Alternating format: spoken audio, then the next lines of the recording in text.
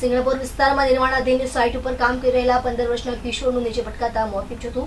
કિશોરનું સ્વિમેરમાં PM કરાવ્યા બાદ પરિવારજનો ન્યાયની માંગ સાથે મૃતદેહ રાત્રે પોલીસ કમિશનર કચેરીમાં લઈ ગયા હતા. આ ઘટનાને પગલે પોલીસ બેડામાં દોડધામ મચી ગઈ હતી. આ અંગે જાણ થતા ઉમરા પીઆઈ અને એસીપી સ્થળ પર દોડી ગયા હતા.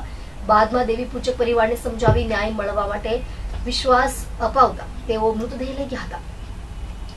અમરોલીના હાઉસિંગ બોર્ડમાં રહેતા 15 વર્ષીય ચિરાગ પ્રકાશ મીઠાપરા સિંગણપુરની નવનિર્મિત સાઇટ પર મજૂરી કામ કરે છે. 22મી તારીખના રોજ સિંગણપુર વિસ્તારની હરિદર્શન ખાડા પાસે ધારા હેવન નવનિર્મિત બિલ્ડિંગમાં ચોથા માળે પાણી છાંટવાનું કામ કરતો હતો. તે દરમિયાન બેલેન્સ ગુમાવતા તે નીચે પટકાયો હતો. સાઇટ પર હાજર લોકો તેની સારવાર માટે સ્નેમેર હોસ્પિટલમાં લઈ ગયા હતા.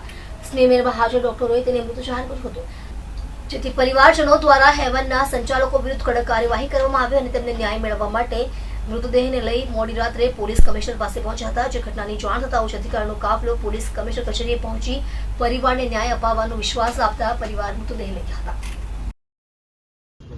આદરણીય સુરતના પોલીસ કમિશનર સાહેબને ત્યાં અમારે ચિરાગ પ્રકાશ મીઠાપરા જેનું મૃત્યુ થઈ ગયું છે એની બોડીને લઈ અને આદરણીય સીપી સાહેબની કચેરી અમે એટલા માટે આવ્યા છીએ કે સવારથી સાંજ સુધી હજી કોઈ પ્રકારની કાર્યવાહી થઈ નથી અને પરિવારની પ્રકાશભાઈ મીઠાપરાની અને સમસ્ત દેવી પૂજક વિમુક્ત વિચરતી જાતિ જે આદિવાસી કોમ્યુનિટીમાં આવે છે એમની માંગ છે કે વારંવાર જે આ અત્યાચાર થાય છે અને ન્યાય નથી મળતો, એટલા માટે આદરણીય કમિશનર સાહેબને અમે પ્રાર્થના રિક્વેસ્ટ કરવા માટે આવ્યા છીએ અને આદરણીય ગુજરાતના ગૃહમંત્રી શ્રી હર્ષભાઈ સંઘવીને અને મુખ્યમંત્રી ભૂપેન્દ્રભાઈ પટેલને અમારી વિનંતી છે, સાહેબ વારંવાર દેવી પૂજક સમાજ ઉપર જે અત્યાચાર થાય ને ન્યાય નથી મળતો, એટલા માટે આ જસ્ટિસ ફોર ચિરાગને ન્યાય મળે અને દેવી પૂજક સમાજ જ્યાં સુધી એ લોકો જે ગુનેગાર છે એની ઉપર કાયદેસરની કાર્યવાહી નહીં થાય, ગુનો નહીં નોંધાય